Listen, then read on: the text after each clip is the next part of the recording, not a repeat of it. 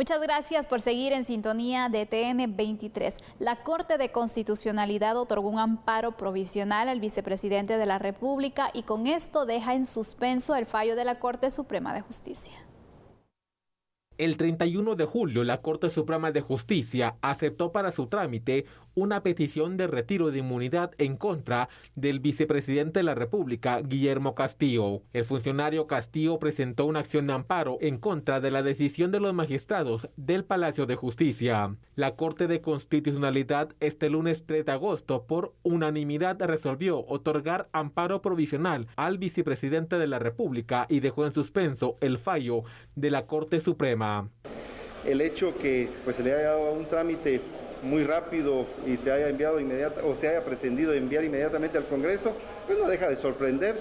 Sin embargo, creo yo que la valoración que ha hecho la Corte de Constitucionalidad al otorgar el amparo provisional es correcta, está basada en ley, al considerarse que, según lo yo planteado en mi memorial, no se hizo una revisión del expediente. La Suprema, creemos, debió haber analizado, debió haber pedido algunas pruebas, tener más información de si esto no era espurio, no era político o ilegal y rechazarse in limine, porque lo que motiva la denuncia para que se retirara mi antejuicio no tiene ningún sustento. La decisión de la Corte Suprema de Justicia del 31 de julio de aceptar para su trámite una solicitud de antejuicio en contra del vicemandatario queda en suspenso. La Corte de Constitucionalidad continuará con el trámite que establece la ley para resolver en su momento si otorga o rechaza el otorgamiento de un amparo definitivo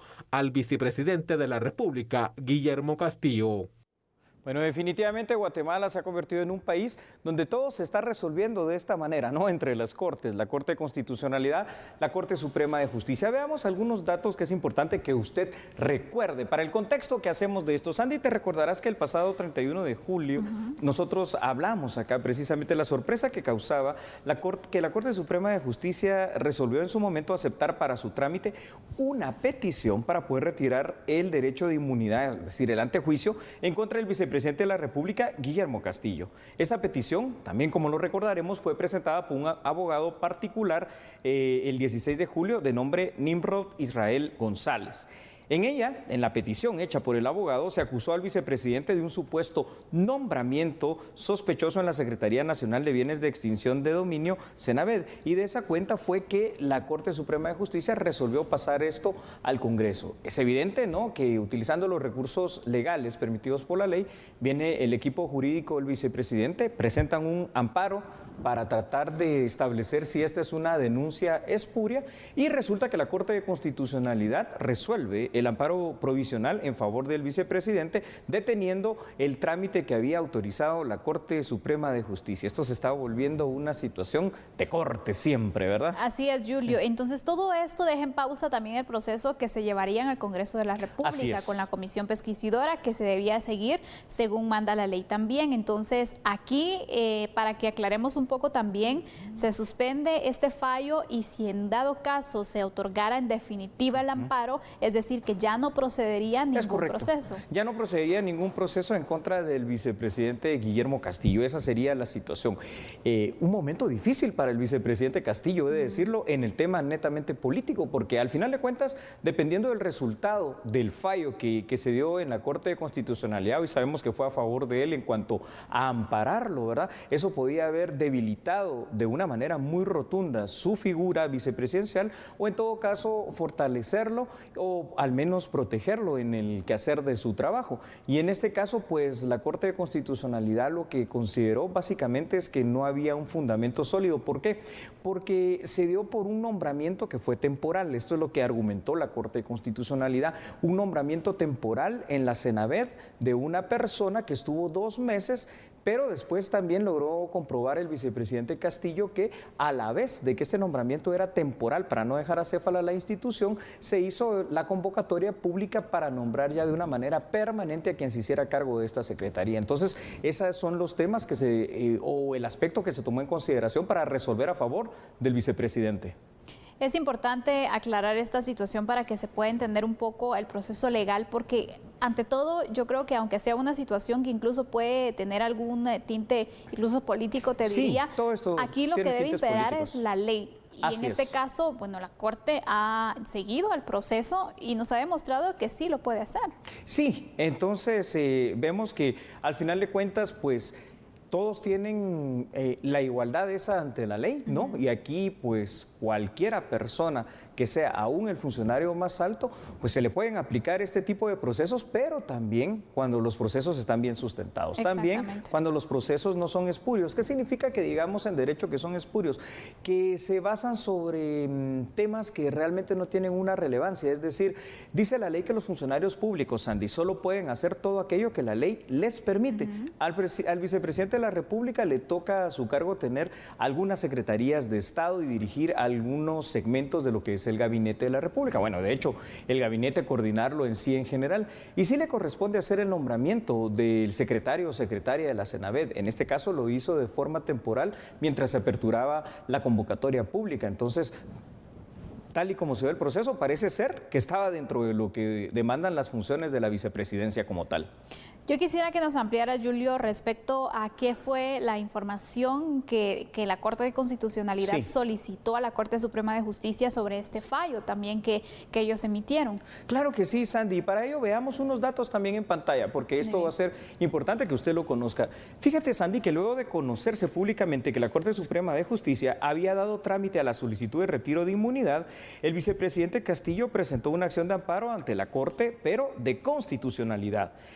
Este fue el momento cuando la Corte de Constitucionalidad, tal y como tú lo estás preguntando, solicitó a la Corte Suprema de Justicia el expediente original y un informe circunstanciado que fue entregado el domingo a las 10 de la noche con 38 minutos por la Corte Suprema de Justicia.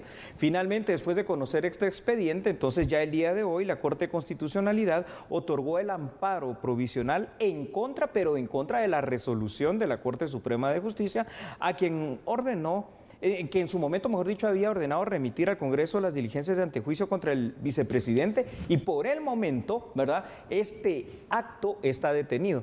Yo te diría que tal vez no solo por el momento, sino que de manera definitiva, porque va a ser también muy difícil que la misma Corte de Constitucionalidad emita un fallo ya definitivo de manera diferente a la que ha resuelto en esta forma ahorita que es preliminar.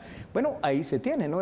Al final de cuentas, ese famoso sistema de pesos y contrapesos, en los cuales siempre está esa situación de la presunción de inocencia, y lo bueno al final de cuentas es que se conozcan los hechos, y cuando se remite el informe circunstanciado y el expediente, te repito, la Corte de Constitucionalidad se da cuenta de un detalle, que lo que sustentaba la denuncia, pues prácticamente no tenía, valga la redundancia, ese sustento, pues sí eran las funciones del vicepresidente. Entonces, qué bueno que se sepa y qué bueno que sobre esa base se tomen esos fallos, ¿verdad? Para dejar de politizar este tipo de temas también. Tú bien aclarabas, Julio, que falta el fallo final por parte de los magistrados de la Corte de Constitucionalidad. ¿Qué aspectos se toman en cuenta regularmente para tomar una decisión definitiva cuando se solicita un amparo? Bueno, Sandy, esto va a entrar a conocerse nuevamente por la Corte de Constitucionalidad. Recordemos que ayer pues lo mandaron ya en horas de la noche, muy tarde, ¿verdad?, hacia esta Corte. Hoy lo conocieron de una manera preliminar. Un magistrado, que es el magistrado ponente a quien se le designa el caso, tiene que conocer el expediente de una forma más detallada, hace también un informe y un análisis jurídico junto a su equipo de abogados en la Corte de Constitucionalidad, y esto ya lo comparte con el resto de magistrados titulares, de manera que cuando ya se conoce para el fallo definitivo, hay otros elementos que puedan decir, miren, en nuestro fallo que emitimos provisionalmente estamos bien por esto y esto y esto, y en este caso simple y sencillamente porque sí es una función de la vicepresidencia, o en todo caso pueden decir, que eso ya sería bastante improbable, cuando emitimos el amparo provisional para tratar de garantizar los derechos de una persona, en este caso del vicepresidente, no tomamos en consideración estos aspectos, por lo cual entonces cambiamos o revocamos el fallo en este sentido. Pero parece que esto no va a ser así, simple y sencillamente porque el motivo que le dio pie a la denuncia sí parece ser lo que llamamos en derecho un motivo pues que carece de una base legal fuerte que llamamos espurio, ¿verdad? Efectivamente, así que así marcha este proceso. También es importante conocerlo porque estamos hablando de un caso pues de una máxima autoridad. Hablamos del vicepresidente de la República, a quien le solicitaron entonces se le retire el antejuicio, la inmunidad, para ser investigado entonces por este nombramiento que ya ha mencionado Julio Talamonte, y para que conozcamos entonces que todo funcionario público puede estar sujeto también a este tipo de procedimientos. Por supuesto. Yo te diría, ¿verdad, Sandy? Si es por una cuestión de alguna situación de malversación, que hay una cosa que se sospecha de algo anómalo, hagamos, pero cuando se trata simple y sencillamente por cumplir con las funciones, que es nombrar a alguien de manera provisional, yo de verdad a esto no le veo sentido, así que en este caso me parece un fallo acertado de manera provisional el que ha dado la Corte de Constitucionalidad, hay que decirlo. Por supuesto, y entonces estamos también atentos a cuál es el fallo definitivo que puedan tomar los magistrados de la Corte de Constitucionalidad. Usted siempre esté atento de TN23 porque aquí se lo daremos a conocer.